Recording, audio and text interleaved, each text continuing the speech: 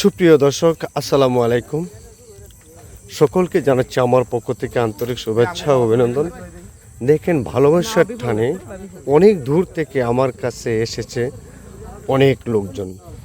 এই যে তারা দেখতেছেন, ওনারা নরসিংদী থেকে 8 জন লোক আমার বাড়িতে এসেছেন আমার সাথে সাক্ষাৎ করার জন্য। তখন তাদের সাথে সাক্ষাৎ করে বলল যে তাদেরকে নিয়ে পাহাড় দেখানোর জন্য। আমরা চলে গেলাম পাহাড়ের পাশে। এই যে সাইনবোর্ডটা দেখতেছেন, একদম পাহাড়ের কাছ থেকে ভিডিওটি তুলতে দেখবেন বাংলাদেশ সীমানার শেষ এই পর্যন্ত যাওয়া যায়, কারণ বর্তমানে বাংলাদেশ টু ভারতের একটু গণ্ডগোল চলতেছে। মানে এই ভিডিওটি দেখতেছেন, এটা হচ্ছে আমার বাড়ির ভিডিও।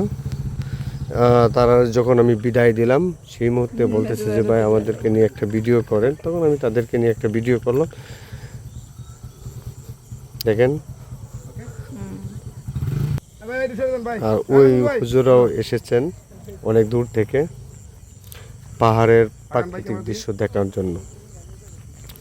তখন তারাও বলতেছে কিছু ভিডিও তোলার জন্য, এবং তাদেরকে নিয়ে আমি চলে গেলাম চুনামাটি পাহাড়।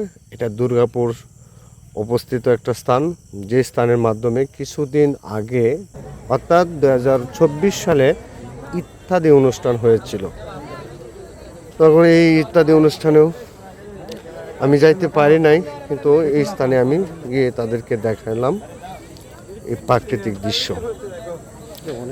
দেখলাম যে প্রচুর পরিমাণে লোক ওইখানে জড়ো হয়েছে, ভিডিও করতেছে, ছবি তুলতেছে, একটা অমায়িক কাণ্ড।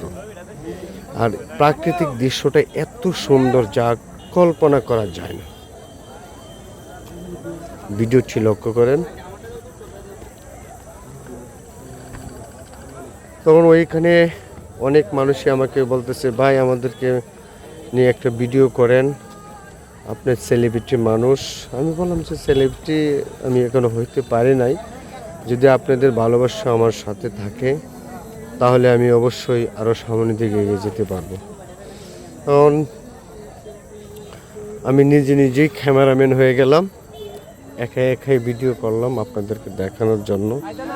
আর এই চীনামাটি পাহাড় দেখতে যদি কেউ আসেন, ওইটা হচ্ছে দুর্গাপুর থানায় উপস্থিত এই চুনামাটি পাহাড়।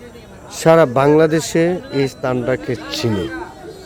আর আপনারা যারা না চিনেন আমার কাছ থেকে জেনে নেবেন। আমি আবারও বলতেছি, এটা হচ্ছে দুর্গাপুরে অবস্থিত, যেটাকে সুষণ দুর্গাপুর বলে। সারা বাংলাদেশে এক নামে চিনে, সেটা হচ্ছে সুষণ দুর্গাপুর। ধন্যবাদ সকলকে। আমার এই ভিডিওটি যদি আপনাদের ভালো লাগে তাহলে সবাইকে দেখার সুযোগ করে দিন।